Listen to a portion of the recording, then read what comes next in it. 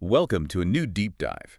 Mm. Today we're taking a really close look at a piece of hardware, something that's making serious waves in high-performance computing. Mm-hmm. We've got this fantastic article here, Asus ROG Astral LC RTX 5090, a gaming powerhouse. Right. And our mission really is to unpack what makes this GPU more than just powerful specs. It's called a statement piece Exactly. for folks who want the absolute best. Okay, let's get into it. Yeah, absolutely. Because this isn't just about, benchmark numbers. It's more holistic. It's about the design, the engineering, how it all comes together for, well, the enthusiast. Definitely aiming high. Setting a new bar. Really, we're going to explore what that actually means. Okay, so right off the bat, even before you talk power, the article says this Asus ROG Astral LC just exudes premium quality. Yeah. And calls it, like you said, a statement piece. Now, for something inside a PC case, which, let's be honest, a lot of people don't even open that often. Yeah. But why does that visual, that feel, matter so much now? Is it just branding? Well, I think it points to something bigger, actually. A bit of a cultural shift, PCs aren't just beige boxes anymore. Yeah. You've got glass panels, custom builds everywhere, streamers showing off their setups. Right, the whole aesthetic. Exactly. So these components, they've become part of that expression. It's about passion, looks, maybe even a bit of status. A statement piece is, well, it's about the whole vibe, not just the function. And the article notes the build itself calls it robust. It mentions metal and high-grade plastics that feel solid and durable. So that tactile thing, the visuals, it's all part of delivering on that premium promise. And visually, the source says undeniably striking. Sleek design, subtle RGB, not too over the top, sounds like. Adds modern elegance. Yeah. It almost sounds like it wants to be seen. I think that's precisely the point. It's designed to be part of the showcase. Okay, but looks aside, you need to manage the heat, especially with top-tier stuff. Performance means heat. So what's the deal with the cooling here? The article highlights this liquid cooling system. How different is that from the usual fans, and what's special about this one? Right, and that's crucial for sustained performance, not just quick bursts. This card uses a full liquid cooling setup, specifically a cooling plate and a 360-millimeter radiator. Big one. Yeah, 360 mil, and it comes complete with chain-connectable magnetic fans.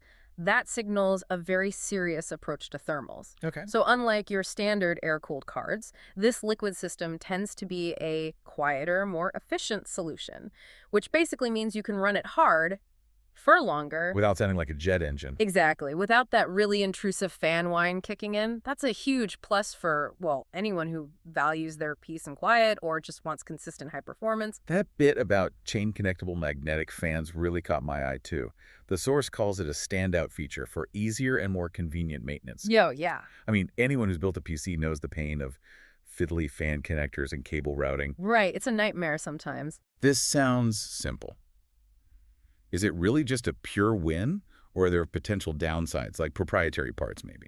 Honestly, for usability, it seems like a huge win. Those magnetic connections, the daisy chaining, it just simplifies everything. Installation, swapping a fan out, cleaning. Less cable mess. Way less cable mess. You don't have individual wires for power and control for each fan. It all goes through the connection. And crucially, this better cooling isn't just about noise or convenience. Right, it helps the hardware. It absolutely preserves the hardware by keeping temps down, but it also gives you safe overclocking headroom. So if you're the type who likes to push things... You've got space to do it safely. Exactly, without hitting thermal limits nearly as quickly. Okay, so it looks premium, it stays cool under pressure. Let's talk power. The article just calls the RTX 5090 a beast. Yeah. Pretty accurate description. So what does that mean in practice? What's it doing with all that power that earns that title, especially for someone really pushing limits? This is where it gets fun, right? Right. This is the core of it. So capacity-wise, it's packing 32 GBC of GDDR7 memory. 32 gigs. Yeah. And it's GDDR7, which is the newest, fastest standard. Big jump in bandwidth over GDDR6X. Yes. And it uses PCIe 5.0 connectivity. That combo means it can chew through data incredibly fast. Think huge 4K or even 8K textures complex AI stuff, real-time rendering. So it's not going to get bottlenecked by memory or the It's connection to the CPU. Precisely. It's designed for, well, the article says the most demanding workloads imaginable. Things like 4K gaming with ray tracing enabled, which is super demanding, or streaming while gaming, or heavy creative apps like 3D rendering or video editing.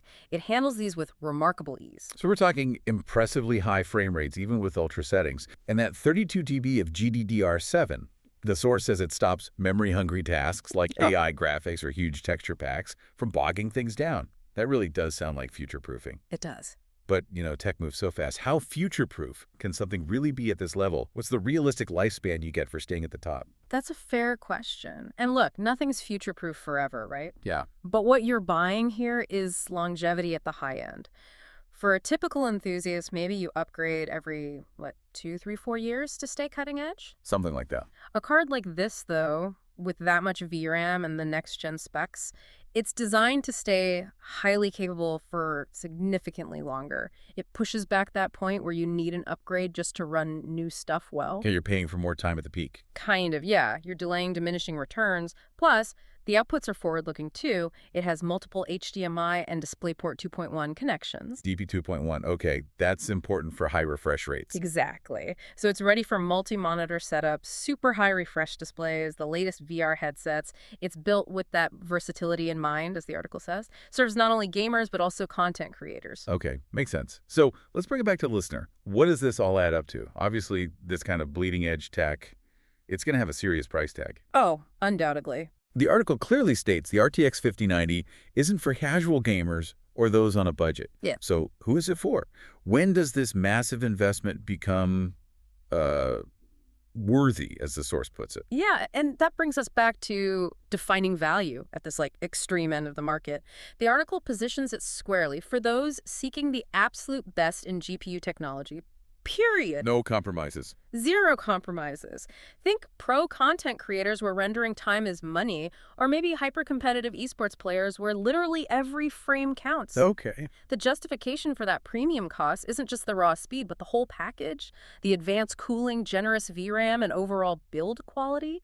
It's framed as a long-term solution, something that should remain relevant for years to come. So you're investing in sustained top-tier performance over a longer period. That seems to be the pitch. Buying performance, peace of mind, and the ability to handle whatever comes next without hitting a wall. Wow.